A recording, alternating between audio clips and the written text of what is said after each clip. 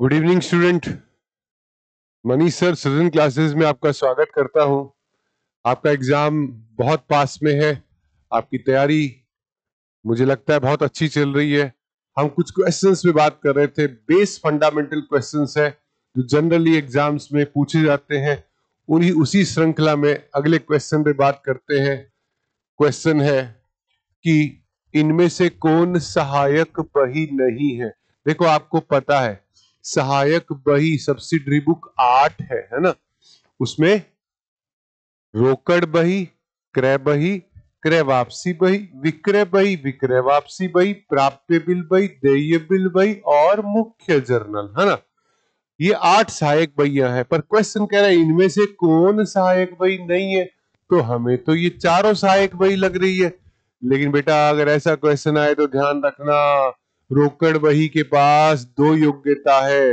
वो सहायक बही में भी बना सकते हो या खातों की प्रधान पुस्तक में भी बना सकते हो। इसका मतलब बेनिफिट ऑफ डाउट में किसको बाहर निकालेंगे? रोकड़ बही। हो सकता है उसको आपने कहा बना लिया, हाँ, खाता बही में बना लिया हो।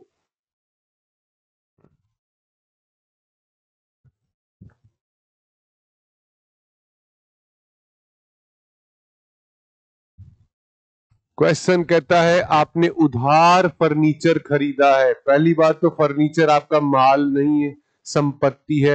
और संपत्ति अगर आपने उधार खरीदी है तो उसका लेखा यस मुख्य जर्नल में होगा। और अगर वही क्या बोलता, माल उधार खरीदा है तो वो लेखा क्रय बही में जाता बेटा।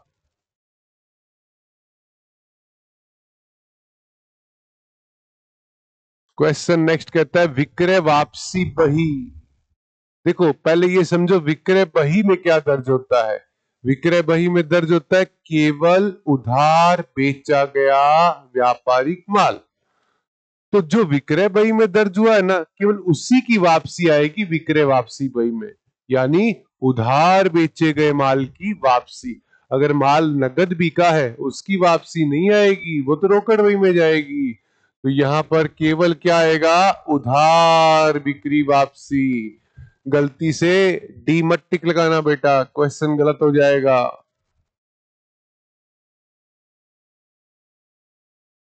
क्वेश्चन नंबर 4, एक ग्राहक, ग्राहक का मतलब कस्टमर, कस्टमर का मतलब डेटर, डेटर जब खरीदा हुआ माल वापस करता है तो वो क्या करता है? जिसको माल वापस कर रहा है उसको डेबिट करता है, और वो नाम में छुपा हुआ है डेटर मतलब डेबिट नोट। तो वो क्या जारी करता है? वो डेबिट नोट इश्यू करता है बेटा।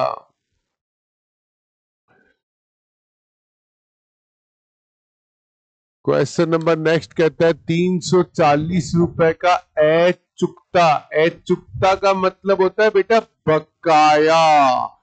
बकाया का मतलब होता है बेटा आउटस्टैंडिंग। और आउटस्टैंडिंग को कहां दर्ज करेंगे? रोकड़ बही में तो दर्ज नहीं कर सकते। हाँ, ये समायोजन लेखा है, इसको दर्ज करेंगे जर्नल प्रॉपर, मुख्य जर्नल।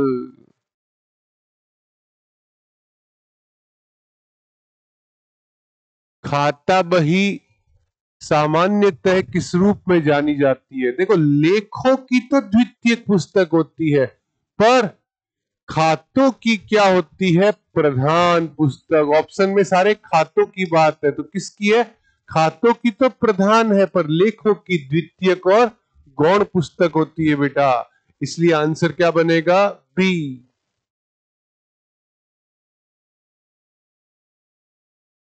क्वेश्चन कहता है जर्नल तथा खाता बही में लेन देनों का लेखा। तो देखो, जर्नल और खाता बही में पहले नाम आया जर्नल, फिर आया खाता बही। तो जर्नल चलता है कालक्रम, तैथिक क्रम, दिनांक अनुसार, क्रोनोलॉजिकल ऑर्डर। और खाता बही चलती है समीक्षात्मक स्वरूप में। तो पहले नाम जर्नल है तो क्रमशः समय क्रम, और खाता बही में समीक्षात्मक क्रम। इसलिए आंसर क्या बनेगा इसका? ए बनेगा। शब्दों के हिसाब से स्टेप लेना है आपको। क्वेश्चन नंबर 8 कहता है किन खातों के शेष निकाले जाते हैं? तो आपको पता है ना, 3 खाते हैं, व्यक्तिगत, वास्तविक और अवास्तविक। अवास्तविक खातों के शेष नहीं निकलते, केवल व्यक्तिगत और वास्तविक खातों के शेष ही निकलते हैं। इसलिए आंसर क्या बनेगा? बी।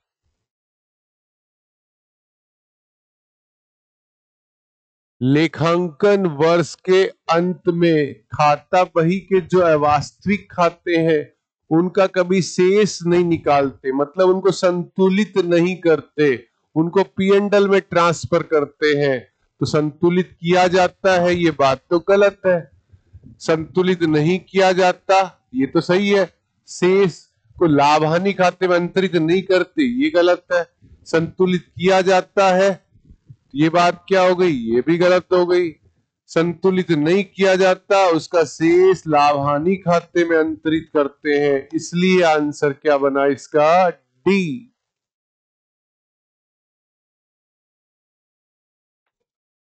तलपट है, देखो बेटा, पहली बात स्टूडेंट टिक लगाते हैं सारांश। तलपट सारांश नहीं है बेटा, तलपट विवरण है, तलपट सूची है, तलपट वित्तीय विवरण नहीं है, ये स्मरणार्थ विवरण है। तो दी हुई सिचुएशन में जवाब क्या टिक लगेगा? ये एक विवरण है, स्मरणार्थ विवरण है बेटा ये।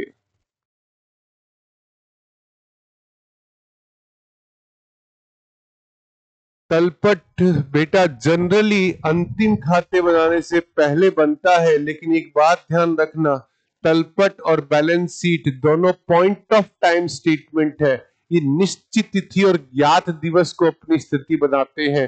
तो वैसे तो वर्ष के अंत में बनता है, पर ये निश्चित दिन और ज्ञात तिथि, अगर ये डी ऑप्शन ए और बी दोनों नहीं होता, एक टिक लगाना होता तो मैं बी टिक लगाता, लेकिन ये आंसर क्या टिक लगा? डी, क्योंकि जनरली वर्ष के अंत में अंतिम खाते बनाने से पहले भी बनता है और निश्चित तिथि ज्ञात दिवस को अपनी स्थिति बताता है।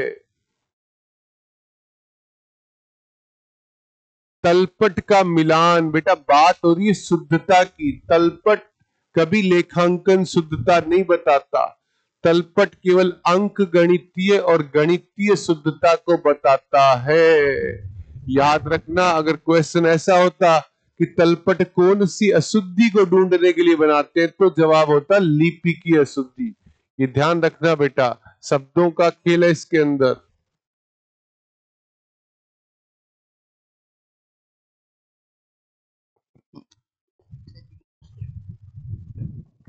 तलपट तैयार करने के बाद लेखाकार पाता है कि डेबिट पक्ष का योग 1000 से कम है। याद रखना, जब तलपट का मिलान करते हैं डेबिट और क्रेडिट में, जिस पक्ष पे कमी रहती है वहां सस्पेंस होता है। तो कमी कहाँ है? डेबिट पक्ष पर। तो डेबिट पक्ष पे क्या खुलेगा? उचंती खाता डेबिट हो जाएगा और आपका काम हो जाएगा बेटा।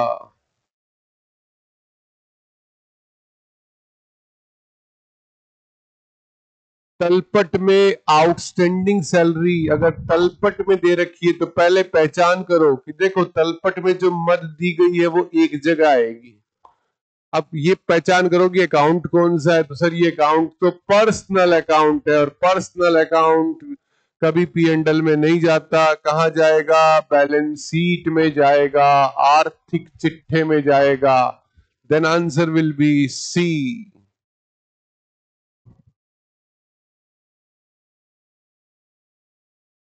संशय खाता, उचंती खाता, मैं हमेशा बोलता हूं, देखो तलपट में जब कभी मिलान नहीं होता तो संशय खाता आता है, पर हमें क्या पता वो किसकी जगह पे ओपन हुआ है। हो सकता है पर्सनल अकाउंट की जगह बैठ गया, हो सकता है रियल की जगह बैठ गया, नॉमिनल की जगह बैठ गया। तो भाई डी ऑप्शन पे डिपेंड करता है। अगर डी ऑप्शन होता इनमें से कोई भी, तो जवाब होता इनमें से कोई भी, पर इनमें से कोई नहीं तो बोल नहीं सकते। एक टिक लगाना है तो जवाब होगा अवास्तविक। क्यों?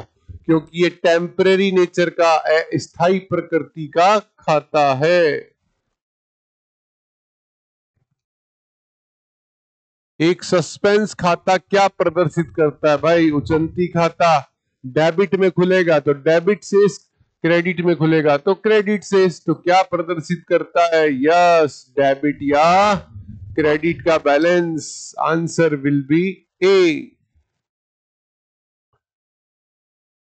क्वेश्चन नंबर 17 देखो आ गया, डी ऑप्शन, इनमें से कोई भी सस्पेंस खाता may be personal, may be real, may be nominal, D option पे डिपेंड है, इनमें से कोई भी हो सकता है। इससे पहले वाले क्वेश्चन में डी ऑप्शन नहीं था तो आंसर हमने नॉमिनल लगाया था।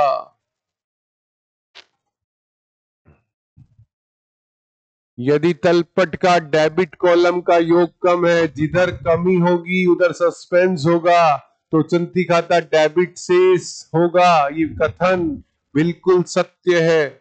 जहां कमी वहां सस्पेंस।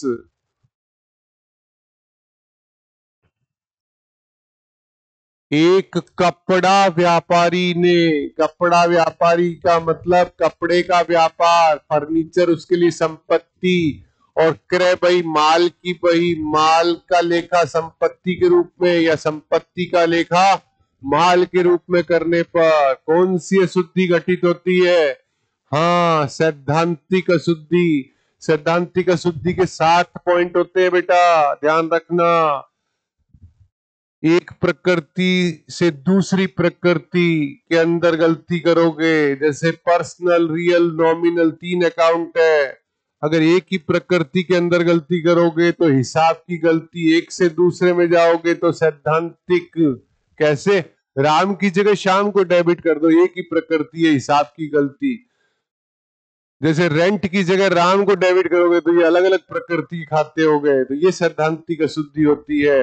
पूंजीगत आयगत के नियमों की अवहेलना, माल का लेखा संपत्ति, संपत्ति का लेखा माल के रूप में करना, लेखांकन सिद्धांतों की अवहेलना करना, दोहरा लेखा नियमों की अवहेलना करना, आधारभूत मूल्यों की अवहेलना करना, ये सब सैद्धांतिक अशुद्धियां होती है बेटा, जो आपको क्लास में बार बार सिखाई जाती है। पुराना फर्नीचर बेचा, पहली बात तो ये माल नहीं है, संपत्ति है। और याद रखना, विक्रय खाते में लिख दिया, मतलब क्या था? फर्नीचर बेचा, एंट्री होनी थी cash account debit to furniture, पर आपने खतौनी फर्नीचर की जगह किसमें कर दी? सेल में। कोई बात नहीं, सैद्धांतिक अशुद्धि है, तलपट को प्रभावित नहीं करती। तो सही करेंगे तो सेल को कैंसिल करेंगे तो सेल डेबिट हो जाएगा और फर्नीचर क्या हो जाएगा? क्रेडिट। बस आपकी एंट्री बन जाएगी।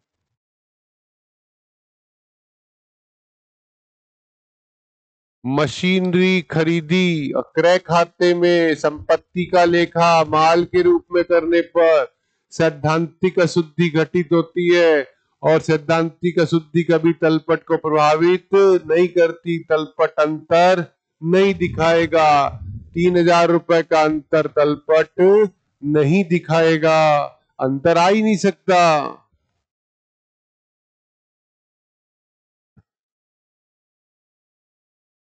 जब हाँ उधार बिक्री का लेखा क्रय बही में कर दिया, हाँ अगर प्राथमिक लेखा पुस्तक में गलत लेखा करोगे, क्रय का विक्रय, क्रय वापसी का विक्रय वापसी, और हाँ क्रय वापसी का विक्रय वापसी, विक्रय वापसी का क्रय वापसी, क्रय का विक्रय, विक्रय का क्रय, तो ये लेखा गलती हिसाब की गलती होती है। हिसाब के कई नाम है, हिसाब, लेख, त्रुटिपूर्ण, विभ्रमात्मक, गणितीय।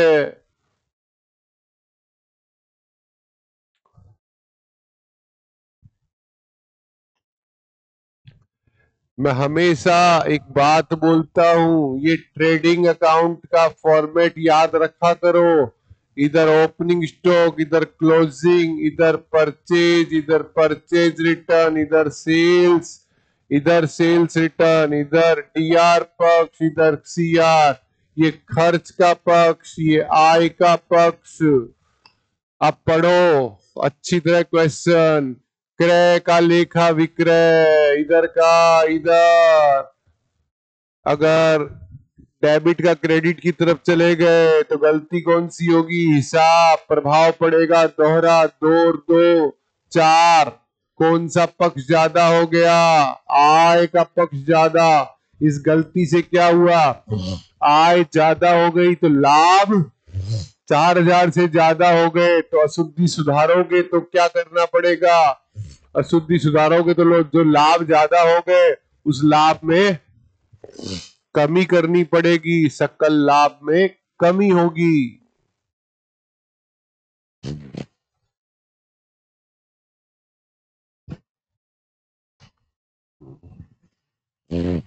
क्वेश्चन कहता है 151 रुपए में क्रय की एक मद को क्रय खाते में 15 लिखा, पर आपूर्ति खाते में सप्लायर के अकाउंट में 51 रुपए क्रेडिट किए। भैया राशियों की गलतियां हुई, पहले बताओ परचेज अकाउंट कितने से डेबिट होना चाहिए था? 151 से, 15 से हुआ तो 136 से और डेबिट करो। देखो यहां भी डेबिट हुआ, यहां भी डेबिट हुआ, यहां भी डेबिट हुआ। अब आगे चलते, चलो सप्लायर का अकाउंट कितने से क्रेडिट होना चाहिए था? 151 से। कितने से हुआ? 51 से, तो 100 से और करना पड़ेगा, 100 से और कर दिया तो डिफरेंस, तो 15 और 51 का डिफरेंस कितना था? 36। वो अपने आप सस्पेंस अकाउंट में जाएगा गलत राशि की वजह से। इसलिए आपका आंसर जो है वो क्या बनेगा? सॉरी, आपका आंसर बनेगा ए।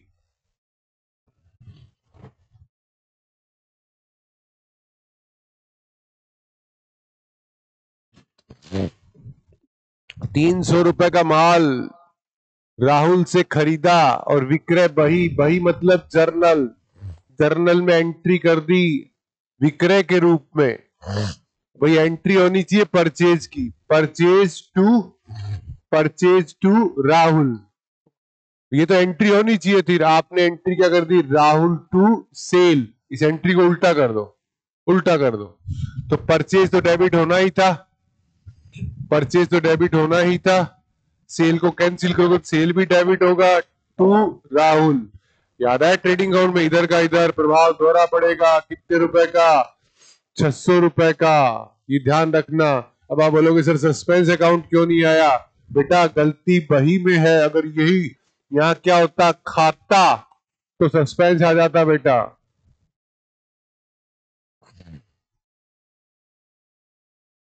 कर्मचारी को 10,000 वेतन के दिए पर कर्मचारी के खाते में 1,000 रुपए डेबिट किए।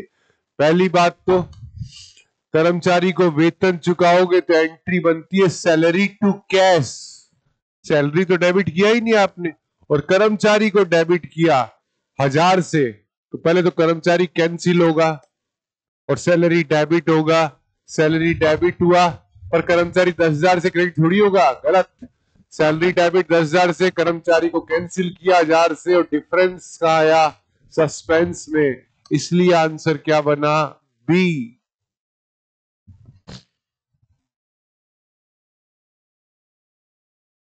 900 रुपए का बेचा गया माल विक्रय खाते में, विक्रय खाते में 1,080, खाते में तो खतौनी होती है, 900 की जगह 180 कर दिया तो सेल ज्यादा क्रेडिट हुआ। सेल को क्या करना पड़ेगा? Debit to suspense. तो सस्पेंस अकाउंट क्या होगा? क्रेडिट होगा 180 रुपए से। एंट्री क्या बनेगी? Yes, sales account debit to suspense.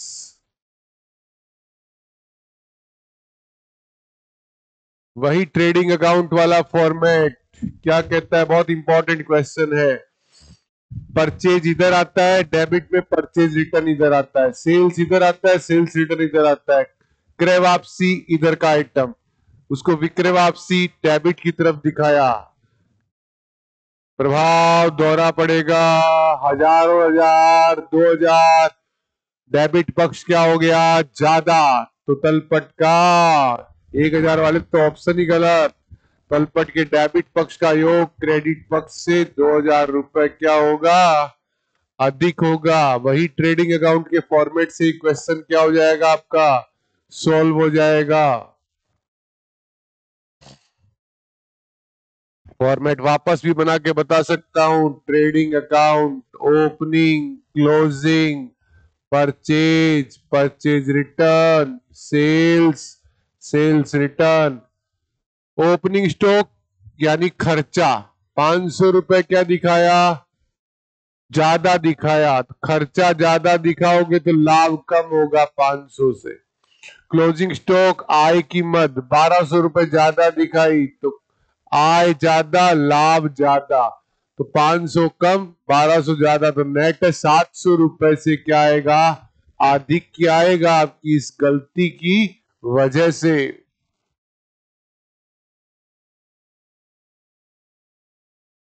वही वाली बात वापस, विक्रय वापसी डेबिट का आइटम, गलती से क्या मान लिया, क्रय वापसी, इधर का इधर प्रभाव पड़ेगा दोहरा, 100 200। क्रेडिट पक्ष आय का पक्ष, तो आय ज्यादा लाभ ज्यादा, सकल लाभ 200 से इस गलती के परिणाम स्वरूप बढ़ेगा। अगर सुधार बोलता तो हम क्या बोल देते, 200 रुपए से कम करना पड़ता। प्रभाव पूछा है तो इसका आंसर ये रहा।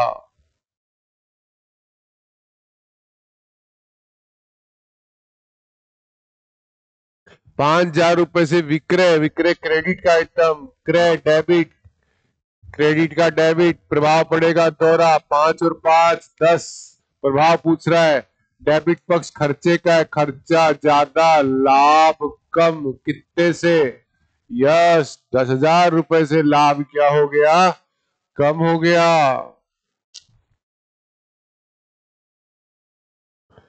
लाभ हानि खाता, चाहे व्यापार खाता हो, चाहे निर्माणी खाता हो, चाहे लाभ हानि खाता हो, ये सब अवास्तविक खाते, नाम मात्र के खाते, नॉमिनल अकाउंट होते हैं।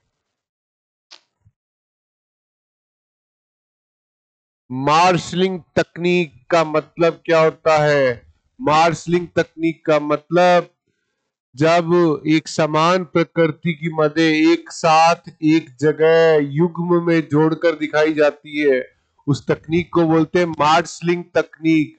और ये काम केवल चिट्ठा करता है, फिक्स एसेट एक जगह, करंट एसेट्स एक जगह, कैपिटल एक जगह, रिजर्व एक जगह। तो ये जो तकनीक है वो केवल किस पे अप्लाई होती है, आर्थिक चिट्ठा, यस।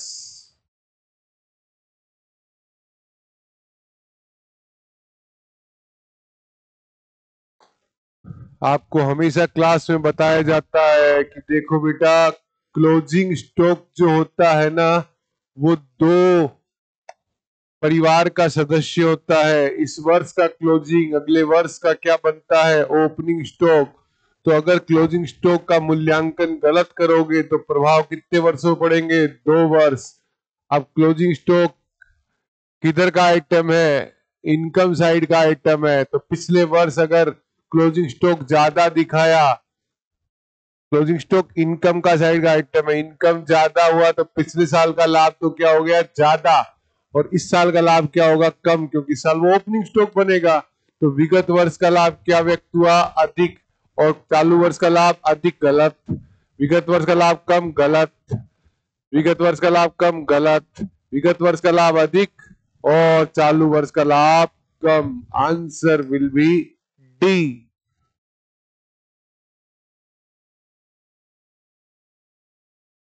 अंतिम स्टॉक किधर का आइटम है, ट्रेडिंग साइड के क्रेडिट का। अंतिम स्टॉक कम होगा तो लाभ कम होगा, लाभ कम होगा तो टैक्स भी कम जाएगा, और इन सब कामों से आपका गुप्त संचय बनेगा। तो वो कह रहा है क्या परिणाम होगा, उपरोक्त सभी सारे ही काम होंगे इससे। ये रूढ़िवादिता में सिखाया जाता है आपको।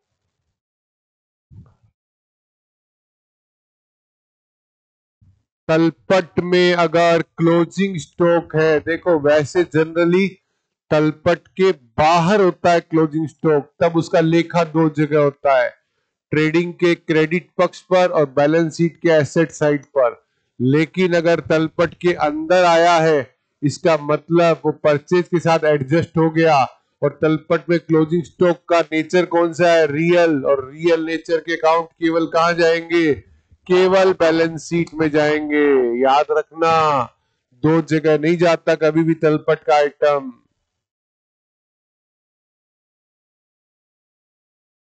ये क्वेश्चन बहुत इंपॉर्टेंट है। एक तालिका मैं क्लास में सिखाता हूं, वो तालिका बोल रहा हूं, ये लागत है और ये विक्रय है। याद रखना, लागत का 50%, विक्रय का 33.33, इसका 33.33, इसका 25, इसका 25, इसका 20, इसका 20, इसका 16.66। ऐसा बोलू, ये 1/2, 1/3, 1/3, 1/4, 1/4, 1/5, 1/5, 1/6। तो लागत का 25 है तो विक्रय का 20 होगा। Answer will be B. बहुत एलिमेंट्री क्वेश्चन है, जनरली एग्जाम में पूछा जाता है। ये क्वेश्चन बहुत ट्रिकी क्वेश्चन नहीं है, लेकिन पॉपुलर क्वेश्चन है। देखो, आपको पता है एवरेज स्टॉक का फॉर्मूला क्या होता है? ओपनिंग प्लस क्लोजिंग बटा 2। अब इस फॉर्मूले को यूज कैसे किया जाएगा? एवरेज स्टॉक दिया है आपको 12,000, वो कह रहा है अंतिम स्टॉक प्रारंभिक से 3,000 अधिक है, पर प्रारंभिक तो दिया ही नहीं है, तो प्रारंभिक को x माना, ये प्लस का निशान। क्लोजिंग ओपनिंग से 3,000 ज्यादा है तो x प्लस 3,000 बटा 2। ये क्रॉस मल्टीप्लिकेशन हुआ तो 24,000 बराबर 2x प्लस 3,000। 2x को इधर ले आता हूं तो ये 21,000। x की वैल्यू कितनी आई? 10,500। और x आपका क्या है? ओपनिंग स्टॉक है, और ओपनिंग 10,500 है, और वो 3,000 ज्यादा है तो क्लोजिंग होगा, yes, 10,500 plus 3,000, 13,500। Answer will be D. Okay, हाँ जी, नेक्स्ट की बात करते हैं। क्वेश्चन आपको नेट प्रॉफिट पूछ रहा है, और याद रखना नेट प्रॉफिट पूछा है, ग्रॉस प्रॉफिट पहले से दिया है। अगर ग्रॉस प्रॉफिट दिया है इसका मतलब ट्रेडिंग पहले ही बन चुका है, और ट्रेडिंग पहले ही बन चुका है तो अब ट्रेडिंग अकाउंट के आइटम कंसीडर मत करना। ग्रॉस प्रॉफिट ये रहा। नेट प्रॉफिट निकालने के लिए आवक भाड़ा ट्रेडिंग का आइटम है, कैरीज इनवर्ड काम का नहीं है। बैड डेब्ट लॉस है, कम कर दो। पर्सनल एक्सपेंस ड्राइंग नहीं जाता, ये कैरीज आउटवर्ड है, लेस कर दो 175। तो ये लेस करोगे तो आपका नेट प्रॉफिट रिफ्लेक्ट होगा 1455 रुपए।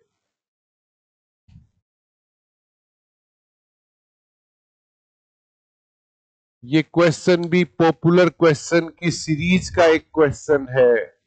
क्वेश्चन कहता है कि आपको सेल निकालनी है, और आपको बेटा अच्छी तरीके से पता होता है कि सेल माइनस जीपी बटा क्या बनता है? सीओजीएस। और अगर लॉस का क्वेश्चन हो तो सेल में ग्रॉस लॉस ऐड कर दो तो सीओजीएस आता है। अब क्वेश्चन को पढ़ते हैं। क्वेश्चन कहता है कि सकल हानि 1/4 मतलब 25% हानि है, और बेचे गए माल की लागत 360 दे रखी है। अभी क्वेश्चन पे डालते हैं। देखो, अगर हानि 25 है, अच्छा सर हानि 25 है तो अब क्या करें?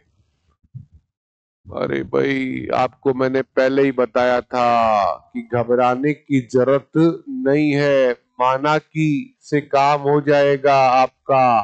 अच्छा सर, विक्रय पर विक्रय 100 है मानो, और 100 पर 1/4 25 का लॉस है, इसका मतलब आपकी कॉस्ट 125 है, तभी तो नुकसान पे बेचा है, तभी तो विक्रय 100 बनी है।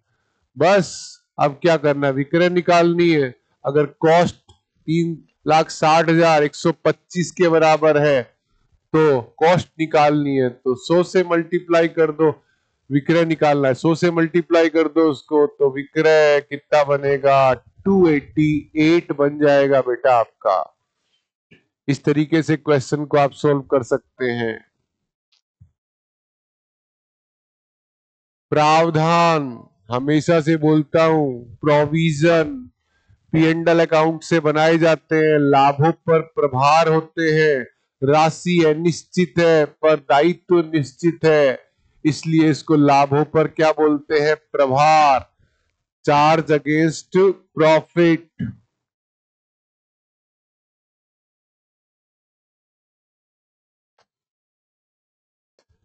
मिस्टर एक्स के आर्थिक चिट्ठे में आपको ये सूचनाएं दे रखी है, कौन कौन सी, पूंजी दे रखी है, मशीनरी दे रखी है, रोकड़, बिल्कुल चिट्ठे का मिलान भी हो रहा है, कैपिटल बराबर एसेट, ये रही 7 बराबर 5 प्लस 2 7, पारिवारिक यूज के लिए 5,000 रुपए निकाले, ये तो ड्राइंग है, ड्राइंग कैपिटल भी कम करेगी कैश भी कम करेगी, तो जो कैपिटल है वो 695 हो जाएगा 7 से, और ये 2 में से 5 कम करोगे तो 195, आंसर रिफ्लेक्ट करेगा यस बी।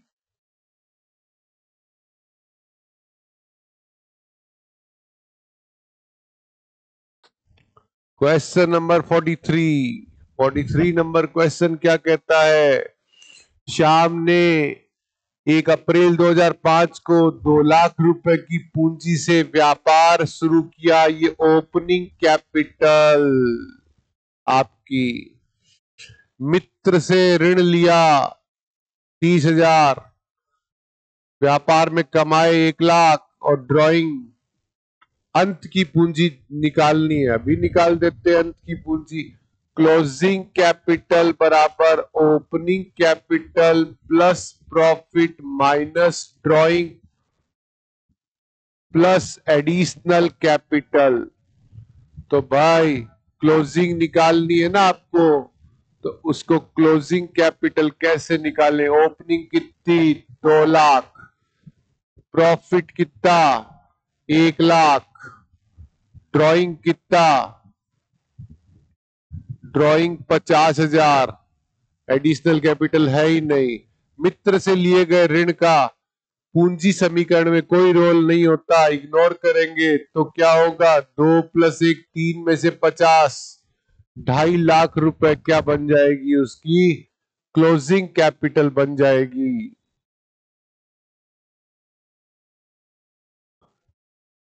एकल व्यापारी की पूंजी, स्वामी की पूंजी, इनमें से किस परिणाम स्वरूप परिवर्तित हो जाएगी, तो देखो सबसे पहले लेनदार से, अगर आप लेनदार को चेक से पेमेंट किया है तो एसेट से बैंक अकाउंट का बैलेंस कम हुआ, इधर से क्रेडिटर कम हुआ, कैपिटल पे कोई फर्क नहीं। उधार कच्चा माल खरीदा, इधर स्टॉक आ गया, इधर क्रेडिटर आ गया, कोई फर्क नहीं। स्थायी संपत्ति उधार खरीदी, इधर संपत्ति आ गई, इधर क्रेडिटर आ गया, कोई फर्क नहीं। पर अगर मजदूरी चुकाओगे, मजदूरी खर्चा है, खर्चा पी एंड एल में जाएगा, लाभ कम करेगा, तो कैपिटल ऑटोमेटिकली क्या होगी, परिवर्तित होगी। हाँ, इसका मतलब कभी भी नॉमिनल अकाउंट की बात करोगे तो कैपिटल को इफेक्ट करेगा ही करेगा।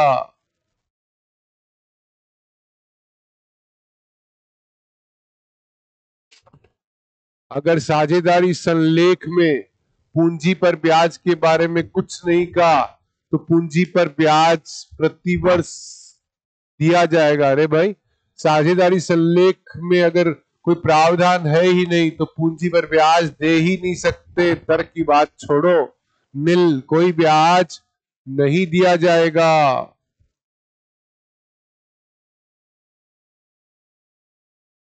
साझेदार को अगर आपने किराया चुकाया है तो क्या ये लाभों का नियोजन नहीं, साझेदार को चुकाया गया किराया, मैंने क्या सिखाया था, अगर साझेदार को उसकी पूंजी और उसकी मेहनत के बदले कुछ देते हो वो नियोजन है, इसके अलावा सब कुछ प्रभार है। इंटरेस्ट ऑन कैपिटल नियोजन, साझेदार को वेतन नियोजन, ऋण पर ब्याज ये भी प्रभार, और किराए का पेमेंट ये भी प्रभार, तो ये नियोजन है क्या, नहीं, ये नियोजन नहीं है। स्थाई पूंजी खाता, याद करो, स्थाई स्थिर पूंजी खाता पद्धति में दो खाते बनते हैं, पूंजी खाता और चालू खाता। पूंजी खाते में केवल पूंजी आती है और चालू खाते में पूंजी के अतिरिक्त सारी मदें आती है। तो बोलता है पूंजी खाते में क्या क्रेडिट किया जाता है, स्थाई पूंजी खाते में ये भी चालू खाते में जाएगा, ये भी चालू खाते में, ये भी चालू खाते में, इनमें से कोई भी मद स्थाई पूंजी खाते में क्रेडिट नहीं हो सकती।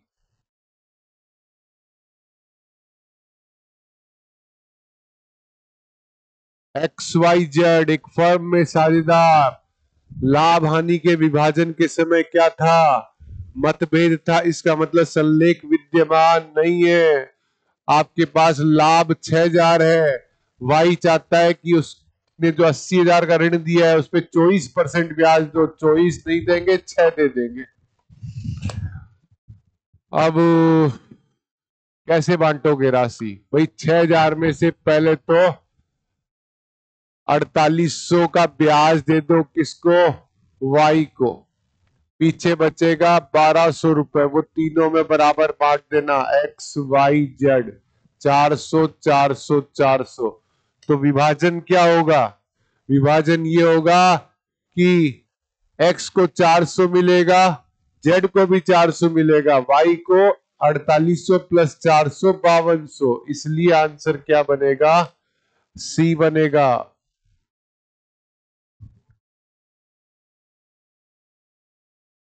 क्वेश्चन 49 बहुत important question, very most question 49।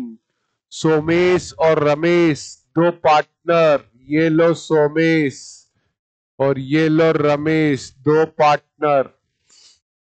पूंजी कितनी है, 40 इसकी है, 80 इसकी है। 5% ब्याज देना था, मतलब इसको 2,000 और इसको 4,000, इसका मतलब 6,000 रुपए देने थे ऐसे, पर दिए ही नहीं। बाद में गलती का पता चला, वो कह रहे ठीक करना चाहते हैं। भाई पहली बात तो ये सही है, देना चाहिए था, नहीं दिया तो ये 6,000 के लाभ समान अनुपात में कितने कितने बटे, 3 और 3, ये गलत है। तो आप क्या बोलोगे, सोमेश तेरे को 2 मिलने थे, 3 मिल गए, तेरे से 1,000 रुपए क्या करेंगे, वसूल। तो सोमेश का खाता तो डेबिट हो जाएगा, कितने से, 1,000 से, और क्रेडिट किसका खाता होगा, रमेश का। फर्म तो क्या करेगी, जिसको देना है उसको क्रेडिट कर देगी, जिससे वसूल करना है उसको, हाँ, उसको डेबिट कर देगी।